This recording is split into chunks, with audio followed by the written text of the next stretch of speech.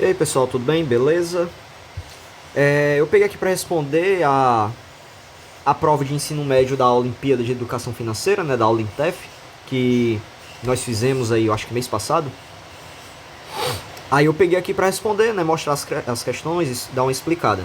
Já deixei algumas observações que é para adiantar no tempo e não demorar muito o vídeo. Então, sem muita demora, iniciando aqui, ó. Primeira questão, muito simples. Raimundo está encontrando dificuldades para manter o orçamento equilibrado, principalmente por falta de compreensão de suas despesas mensais. O que Raimundo não deve fazer para entender e controlar melhor seus gastos? O item correto era logo o item A. Ignorar suas despesas e esperar que elas se resolvam sozinhas. Isso é o que definitivamente nenhuma pessoa deve fazer quanto a seus gastos. Né? O que ele não deve fazer? Ele não pode ignorar suas despesas e esperar que elas se resolvam sozinhas, que vai dar ruim. Do item B ao item E são os itens corretos, né? E as dicas para um melhor controle de gastos, né? Usar um aplicativo de rastreamento de gastos ou criar uma planilha para controle pessoal. Ler um livro que possa ensinar melhor como controlar de forma eficiente. E o item E, né? Estudar para a Olimpíada, que vai ajudá-lo a entender melhor sobre educação financeira. Segunda questão. Abre aspas, né, uma citação. Você não pode perder essa. Só hoje você compra 3 sapatos e ganha uma linda bolsa de presente. E o melhor, paga em 12 parcelas que cabem no seu bolso. Mila viu esse cartaz em frente a uma loja de sapatos e ficou pensando se deveria aproveitar a promoção. Em sua mente, ansiedade, inveja e tédio queriam que ela comprasse imediatamente. Que isso aqui é uma bela tática do consumismo, né? Você não ficar de fora. Que criando-se assim uma falsa necessidade de você também tem que participar desse consumo, né? Para não ficar de fora. Então, tentou aqui todo um texto explicando e tal, não vem muito ao caso, o que importa é a pergunta. Os vendedores sabem muito bem como estimular nossas emoções, o que você pode fazer para evitar as compras por impulso. Essa questão, todos os itens estavam corretos, todos os itens são dicas para evitar compras por impulso, que são fazer uma lista de desejos e evitar comprar o que não estiver na lista, né? Você já sai de casa com eu vou comprar isso aqui, isso aqui, isso aqui. Então você sai com o foco de comprar apenas isso, porque você já fez o cálculo de orçamento e sabe o quanto que deve ser gasto. E evitando comprar outras coisas por fora, que se você fez uma lista e não estava é porque não era prioridade. 2. Comparar preços em outras lojas, físicas e online, né? Porque aí você compara, vê como é que tá os preços, você evita em comprar onde está mais caro e compra onde está mais barato. Fazer um orçamento para saber quanto ganha e gasta e se realmente pode pagar pelos produtos que estão em promoção. Essa aqui é a continha básica de matemática, né? Se você ganha tanto, você tem que gastar menos disso. Porque se você gastar mais do que isso, você vai ficar endividado. Se informar sobre a taxa de juros de parcelas e não decidir apenas pelo valor, né? Porque às vezes compra parcelado e a compra parcelada tá cheia de taxa de juros, né? E acaba saindo o produto muito mais caro. Ok?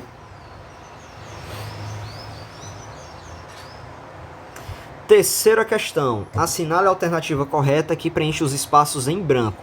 Esse tipo de questão na Olimpíada, eu acho até mais fácil você responder ela de trás para frente.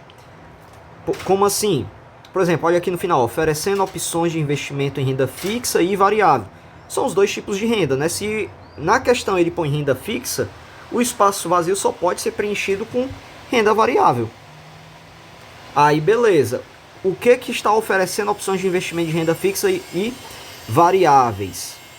Aí tem assim, são empresas responsáveis por disponibilizar aos seus clientes. Então, preenchendo o primeiro e o segundo, tipo, seguradora não disponibiliza ativo financeiro. Corretora não disponibiliza seguros. Né? Seguradora é de seguro. E no item B tem dizendo corretora, que é de ativos. Então, aí já descarta o item C também, já descarta o item E, sobrando só o item D como opção viável. Quarta questão. Yasmin aplicou R$1.000, que sempre rende R$100 a cada ano. Ou seja, durante esse período de a cada ano é uma renda fixa de R$100, né? Não variando acima disso. Ao final de 6 anos ela estava com 1.600. Flávia, por sua vez, fez o mesmo investimento inicial em um título prefixado de 12,3% ao ano, que dobrou de valor em 6 anos, ou seja, no vencimento ela estava com R$ 2.005,75. Se fica rendendo com parcelas fixas, só pode ser juros simples. Títulos prefixados, independente do percentual, ele não vai funcionar por juros simples, mas por juros compostos. Então só pode ser o item B. Questão 5. Carlinhos aprendeu que pode investir em títulos do Tesouro Direto para complementar a aposentadoria com remuneração real e recebendo rendimentos mensalmente. Então ele investiu no Tesouro Direto visando a aposentadoria, então é longíssimo prazo, recebendo uma remuneração, né, na forma de rendimentos mensais. Pensando nisso, ele deve investir em qual título do Tesouro? Título do Tesouro Selic não faz pagamentos mensais. Tesouro Prefixado também não. Tesouro IPCA também não. Tesouro Educa Mais, ele é utilizado de forma que você pague, né, a mensalidade de, por exemplo, a faculdade. Então ele disponibiliza aquela quantidade de dinheiro e você faz o pagamento.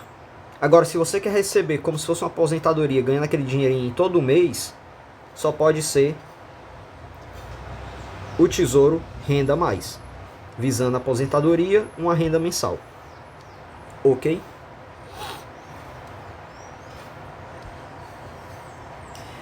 Sexta questão. No início do ano, Otávio fez um planejamento de quais eram seus principais objetivos financeiros para o ano. Ele planeja comprar um fone de R$150 no final de fevereiro, uma panela elétrica de R$400 no final de junho e uma viagem de R$1.200 no final de dezembro. Considerando que ele irá economizar em todos os meses do ano, que o valor será igual nos meses até a aquisição do produto e que o valor será destinado unicamente para o próximo objetivo. Ou seja, se ele compra um fone de R$150 e cada parcela até a compra desse produto tem que ser igual, então o mês de janeiro, fevereiro tem que ter valores iguais. É só você pegar 150 e dividir por 2, que dá R$75 em cada mês. Aí ele compra esse produto. Depois, o outro produto que é comprado em junho, ele passa março, abril, maio e junho, juntou os 400, R$100 cada mês, compra o produto. E nos últimos 6 meses, então nos próximos 6 meses, né, pós junho até dezembro, são 6 meses, né, julho, agosto, setembro, outubro, novembro, dezembro, 6 meses, ele vai ter que parcelar igual até fechar esse valor de R$1.200 para comprar esse último produto, que eu coloquei aqui, ó, 1.200 dividido por 6, R$200. Aí ele pergunta quanto ele terá que poupar a mais em dezembro do que em relação em janeiro. Então, tipo, em janeiro, que foi o primeiro mês, ele tinha que poupar R$75. Já em dezembro, ele tem que poupar no mês R$200. Aí, você quer saber quanto ele poupar mais do que em janeiro?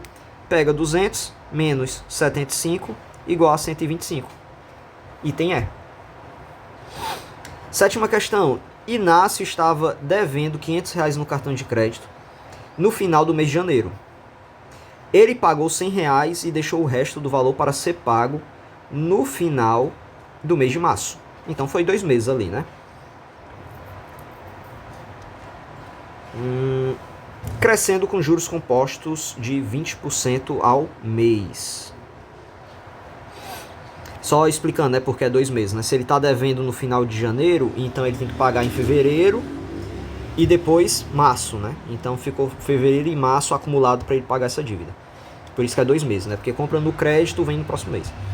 Considerando que receberá um salário de 2.000 em março, que ele não acumulou novas dívidas, então é a mesma dívida aí do início, e que as despesas desse mês representam 75% do salário, Inácio conseguirá pagar sua dívida no fim de março? É o que vamos ver. A dívida era R$500. Vou mudar aqui a corzinha, ó. A dívida era R$500, ele pagou 100, então a dívida ficou R$400 pendente. Como os juros estão rolando 20% ao mês e se passou 2 meses, é um cálculo de juros compostos. Então a gente faz o seguinte, ó. Juros compostos é igual o valor que ele está devendo, que é R$400, entre parênteses, 1 mais a taxa, né, em percentual, elevado ao tempo que dura. Então é R$400, entre parênteses, 1 mais 20%, elevado aos 2 meses. 1 mais 20% é igual a 1,2. 1,2 elevado ao quadrado, 1,44. Vezes 400 dá R$576. Então, a dívida que era 500, ele pagou 100, ficou 400, por causa dos juros, a dívida ficou R$576. Pior do que tinha lá no início. Agora a segunda parte do cálculo. Considerando que ele ganhou 2.000 de salário, só que as despesas mensais dele no mês foi 75% do salário, você pega 75% vezes 2.000, o que dá um total de 1.500 gastos. Logo, só sobrou R$500 do salário dele para pagar a dívida. Só que a dívida agora está de 576. Então, 500 menos 576 fica menos R$76. Então, ele conseguiu pagar sua dívida? Essa é a pergunta. A resposta é não, ele não conseguiu. Vão ficar faltando R$76 ainda. Alternativa correta, item A. Questão 8. Renato abriu uma barraquinha de limonada perto de casa para ganhar um dinheiro no final de semana. Os preços de seus ingredientes são... Desculpa. O limão, 20 centavos a unidade. A água, 10 centavos, 2 litros. E o açúcar, R$5 por quilo. Considerando que ele precisa de 200 ml de água. Então eu coloquei aqui, ó, se 10 centavos são 2 litros, 200 ml, você faz uma regrinha de 3, né? Uma proporção aí de dividir por 10, o que dá 1 centavo a cada 200 ml. Um limão, ele gasta para fazer a limonada, então a unidade é 20 centavos. Uma unidade, 20 centavos. E 10 gramas de açúcar. Se R$5 é 1 quilo, 10 gramas eu tenho que dividir por 100. Então é 5 centavos 10 gramas. Ele gasta esse total de 20 centavos por unidade de limão, 1 centavo de 200 ml de água e 5 centavos nas 10 gramas de açúcar para fazer apenas um copo de limonada. Se ele vendeu 1.000 copos nesse mês, então eu vou multiplicar por 1.000 cada uma dessas quantidades. Se para um copo ele gasta cada um desses valores, para 1.000 copos eu multipliquei por 1.000. Então passa a ser R$200 referente ao limão, R$10 referente à água, R$50 referente ao açúcar. Se eu somar todos esses valores, dá um total de R$260 gastos para produzir, né, para que ele vendeu 1.000 copos de limonadas no mês. Só que, quanto mais ele precisaria gastar com a inflação de 10% ao mês para vender a mesma quantidade no mês seguinte. Então, se a inflação está corroendo 10% do valor, ele vai ter que cobrar mais caro para compensar essa perda do valor monetário. Então, se a inflação é 10%, quer dizer que o produto vai encarecer 10%. Então, você pega R$260 vezes 10%, ele vai ter que aumentar R$26 no valor. Então, ele passaria, né, teoricamente, a vender 260 mais 26. Os 1.000 copos, ele passaria a vender num total de R$286, né? R$26 a mais por causa desses 10%. Então, seria o item C.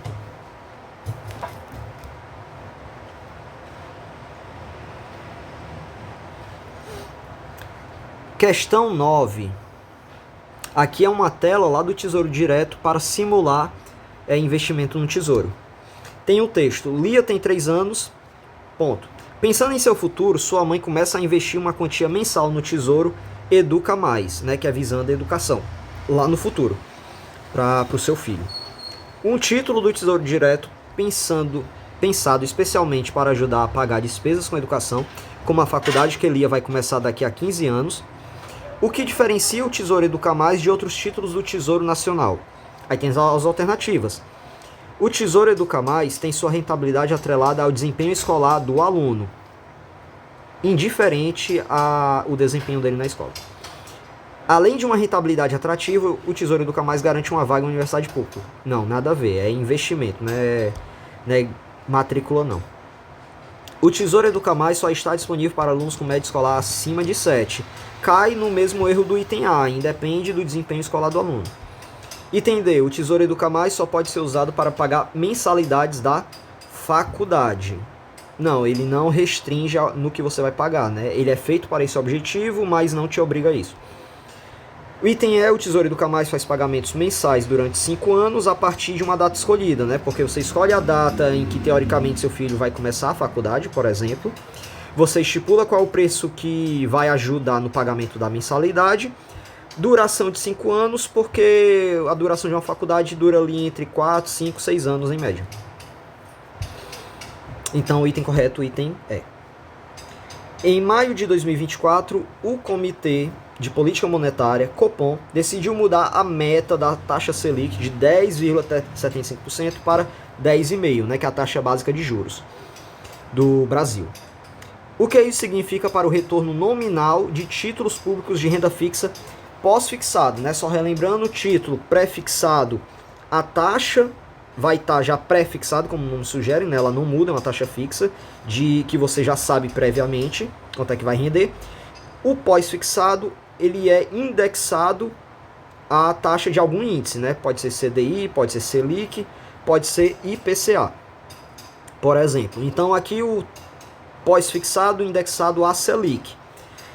Se o Copom diminuiu de 10,75 para 10,5, quer dizer que ele diminuiu a taxa. Logo, o retorno nominal desses títulos pós-fixado à Selic vai render menos, porque a taxa caiu e ele paga de acordo com a taxa. Então, se a taxa diminuiu, o retorno também vai diminuir. Por isso que o item correto é o item B.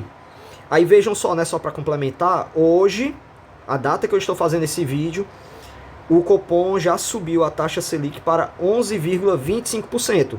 Ou seja, utilizando essa questão como exemplo, o retorno, né, de pagamento desse tesouro, você iria receber, né, um retorno nominal muito maior, porque teria subido de 10,75 ou 10,5 para 11,25, né? Você estaria ganhando mais.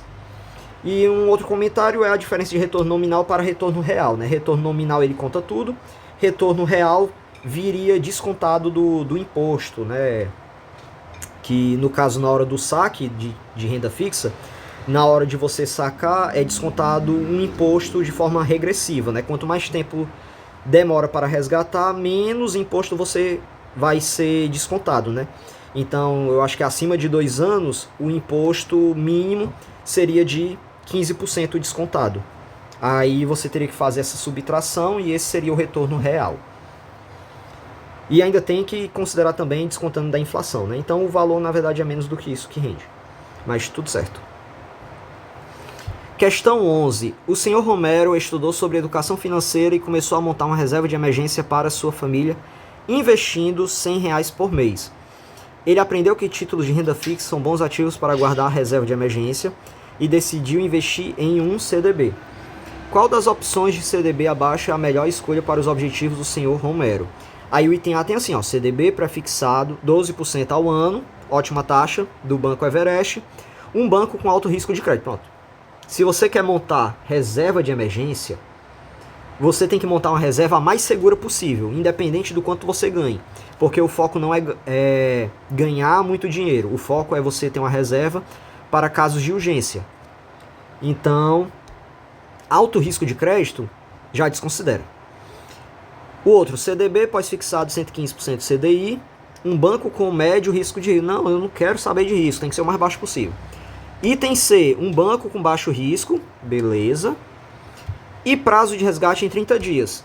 Aí imagine só, você vai precisar de uma urgência para hoje ou para amanhã, ou durante até mesmo aquela semana. Eu preciso desse dinheiro para agora. mas você só pode resgatar a 30 dias? Que reserva de emergência é essa que você não vai poder utilizar na emergência quando surgir? Então, por causa de ter um limite para resgatar, se torna errado. CDB pré-fixado 20% ao ano. Uma outra dica, só por estar esse valor, eu já sei que é errado. Por quê? Quanto maior o ganho, juntamente vem o risco. Então já considere aí como errado. Apesar de daqui no texto dizer que baixa o risco de crédito e prazo de resgate, né? Mas ele tem prazo de resgate, está errado.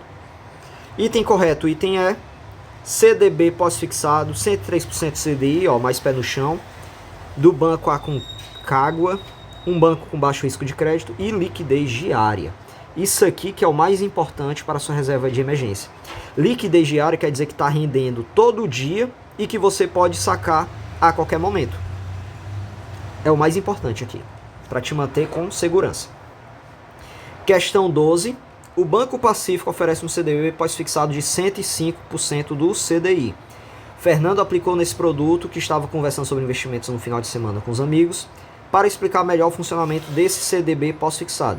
Fernando resolveu mostrar um exemplo concreto. Ele assumiu um CDI de 12% ao ano, né? Ele está dizendo que a taxa do CDI está 12% ao ano, mas que o investimento pós-fixado dele está 105% desse valor de CDI. E investiu R$1.000. Quanto é que rendeu? Então, os 12% seria considerando que equivalesse a 100%, só que ele vale 105%. Aí você multiplica, 105% vezes 12% é igual a 12,6%.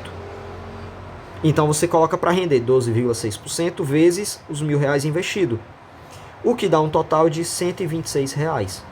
Então teria rendido ao ano R$126 se ele tivesse investido R$1.000 sob essas condições, né? Item D, o item correto. Questão 13. Após montar sua reserva de emergência, Leandra abriu uma conta em uma corretora para começar a investir.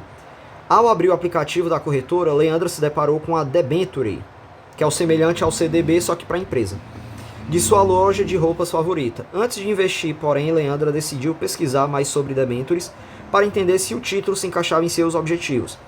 Durante a pesquisa, Leandra descobriu que debentures são títulos emitidos pelo governo federal errado. Quem emite títulos emitidos pelo governo federal é o do Tesouro Direto.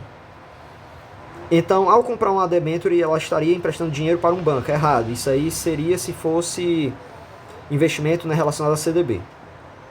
Debentures sempre oferecem menor rentabilidade que outros investimentos de renda fixa. Errado. Como o risco é maior, a rentabilidade também é maior. Item D. Debentures não são garantidas pelo Fundo Garantidor de Crédito, né, que é o FGC. Muito importante você investir numa renda fixa que tenha isso, porque caso dê ruim, o fundo garantidor ele consegue restituir o valor até R$250 mil investido. E pode apresentar baixa liquidez. Aí tá correto, né? Porque debenture vem de empresa privada, então realmente elas não são garantidas pelo fundo garantidor. E tem a possibilidade, né, de apresentar baixa liquidez. Já que provavelmente o dinheiro fica travado e tem período de resgate, né? Então a liquidez não é tão alta. Lembrando que liquidez está relacionado a você conseguir trocar aquele ativo por dinheiro. Se tiver trancado, então você tem dificuldade para trocar por dinheiro, logo a liquidez é baixa. E o item é, debentures não apresentam risco de crédito, na verdade elas apresentam sim. Beleza? Questão 14. Alex, Domingos e Leôncio são 3 amigos que começaram a investir na Bolsa de Valores. Alex comprou pedacinhos de uma empresa, que são ações.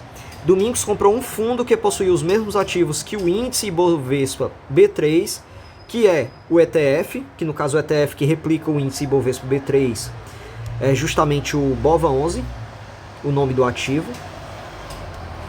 E Leôncio investiu em títulos ligados ao agronegócio, então é o FIAGRO.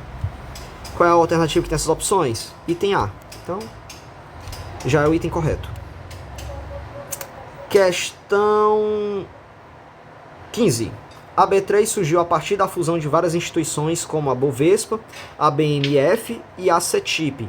Em relação a essas instituições, assinala a alternativa correta. Na Bovespa eram negociadas commodities. Não.